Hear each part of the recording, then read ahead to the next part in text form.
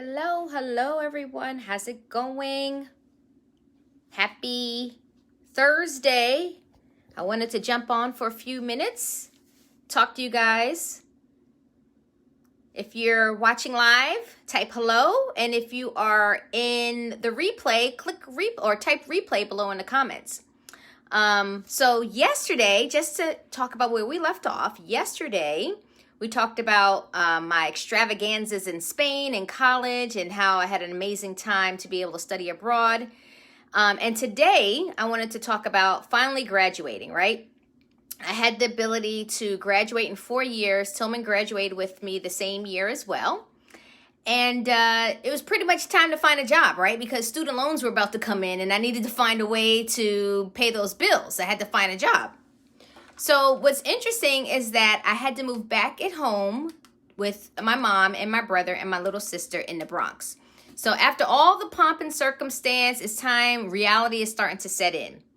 And what I had to do was just go out there every day, get your resume together. There was really not much of an internet back then. I think it was 92. I don't really think we had maybe AOL, but that was like later, maybe in 90, 93, maybe potentially. I can't remember. If you guys remember AOL, put AOL in the chat. Remember the dial-up? Right?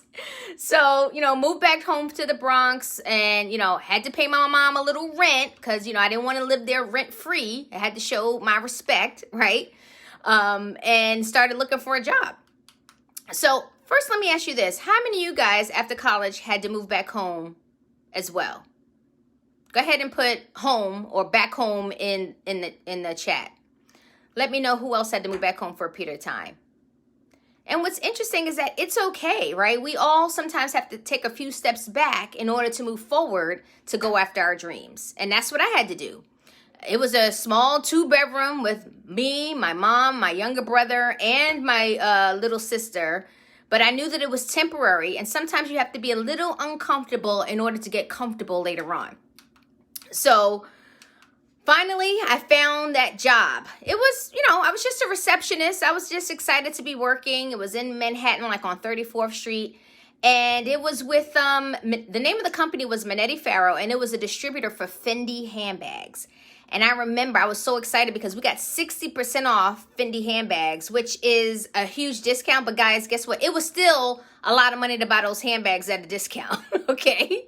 But that was my first job. I was a receptionist outside of college or out of college.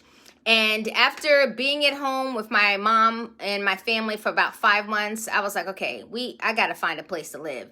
And so Tillman and I decided to live together and we moved to Staten Island.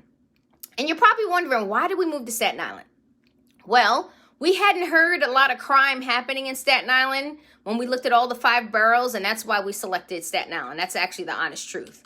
So I was also working part-time at Express in Manhattan at the Manhattan Mall. It was on 34th Street.